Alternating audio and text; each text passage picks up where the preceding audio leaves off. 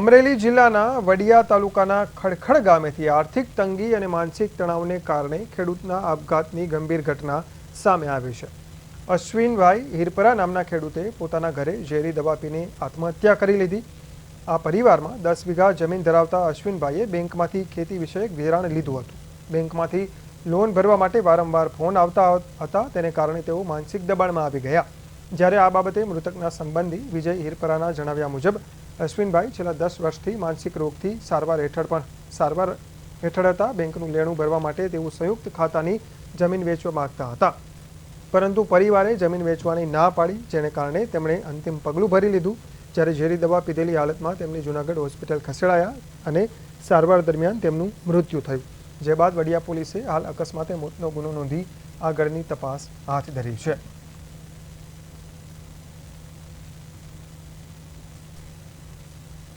બનાવ એને અનાજમાં નાખવાનો ટીકડો પીધો, આપઘાત કર્યો। બેંક ઓફ બરોડાનું ધિરાણનું દબાણ હતું। લગભગ આશરે 3 મહિનાથી બહુ હેરાન કરતા। રોજના 8 થી 10 ફોન આવે, ધિરાણ ભરવાનું પ્રેશર એવડું કરતા હતા, પણ ભાઈ હિંમત હારી ગયો, એના હિસાબે આવું કર્યું, પગલું ભર્યું છે। અશ્વિનભાઈ નાથાભાઈ હિરપરા એક ખેડૂત છે। ખેડૂત પરિવારમાં જન્મેલો દીકરો છે। રાત દિવસ અથાગ પરિશ્રમ કરવાવાળો પરિવાર છે। સુસાઇડ કરી આજેની ઘર આંગણે અમે આશ્વાસન દેવા આવ્યા ત્યારે પરિવારની વેદના સાંભળી અને ખૂબ દુઃખ થાય છે, હૃદય કકડી જાય છે। પહેલી વિનંતી મારી એ છે કે સમાજ આ પરિવારની સાથે આવે। આ એક ખેડૂત પરિવાર છે અને સુસાઇડના કારણો સાંભળી હૃદય કંપી જાય છે।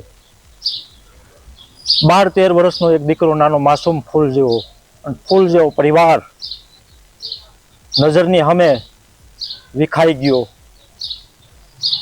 એક ધનાઢ્ય માણસોના ત્રાસ, બેંકોના ત્રાસ,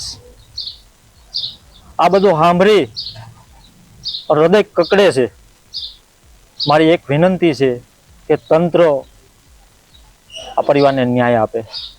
અશ્વિનભાઈ નાથાભાઈ હિરપરા, જે અમારા ગામનો એક હિરપરા પરિવારમાં એક ગણો તો સામાન્ય પરિવાર, એમાં અશ્વિનભાઈ નાના ખાતેદાર, ખેડૂત ખાતેદાર છે કે જેઓએ આર્થિક રીતે નબળો પરિવાર છે અને બેંકમાં લોન લીધેલી હતી। તો અવારનવાર બેંકનું પ્રેશર આવવાથી કે ભાઈ ઉઘરાણી કરવાથી હવે એને પ્રયત્ન એની રીતથી ખૂબ કર્યા કે ભાઈ મારે બેંકને બધું ભરી દેવું છે, પણ છતાં પ્રયત્નશીલ છતાં એનાથી થયું નહીં અને એને આવું પગલું ભરવું પડ્યું છે કે સુસાઇડ કરવી પડી છે। તો બેંકનું એટલું બધું પ્રેશર ન હોવું જોઈએ, જેથી કરીને કે આવા નાના ખેડૂત ખાતેદારોને આવા પગલાં ભરવા પડે।